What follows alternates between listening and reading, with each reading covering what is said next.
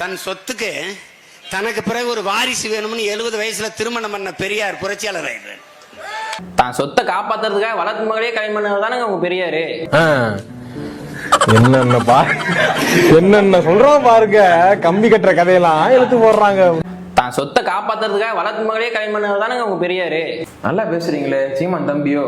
ஆமாங்க, செந்தமிழர் சீமானோட தம்பிங்கிறதுல எனக்கு பெருமை தானுங்க. இருக்கட்டும்.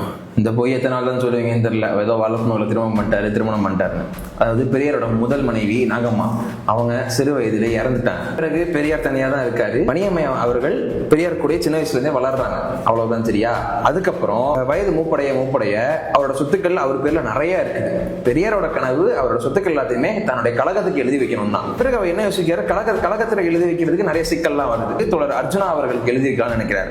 அதன் பிறகு அவருமே காலமாயிடுறாரு. அதுக்கப்புறம் தன்னை அரசியல் வரிசை தன்னை கருதுன பெரியர் அண்ணாவும் ஈவிகே சம்பத்துமே தேர்தல் பாதையை நோக்கி போயிடுறாங்க. பெரியார் தேர்தல் பாதையை விட்டு எப்பயோ வந்துட்டார். அதனால அவரால் அறிஞர் அண்ணாவுக்கு எழுதி வைக்க முடியல, ஈவிகே சம்பத்துக்கு எழுதி வைக்க முடியல. மணியம்மையை முன் வந்துதான் நான் உங்களை திருமணம் பண்ணிக்கிறேன்னு கேட்டு அதன் பிறகுதான் 2 பேரும் திருமணம் பண்ணிக்கிறாங்க. அதன் பிறகுதான் அந்த சொத்துக்கள் மணியம்மைக்கு போகுது. ஏதோ சொத்துக்காக தான் மணியம்மை திருமணம் பண்ணிக்கிட்டாருன்னு ஒரு கேவலமான வாதத்தை வைக்கிறத முதல்ல நிறுத்துங்க.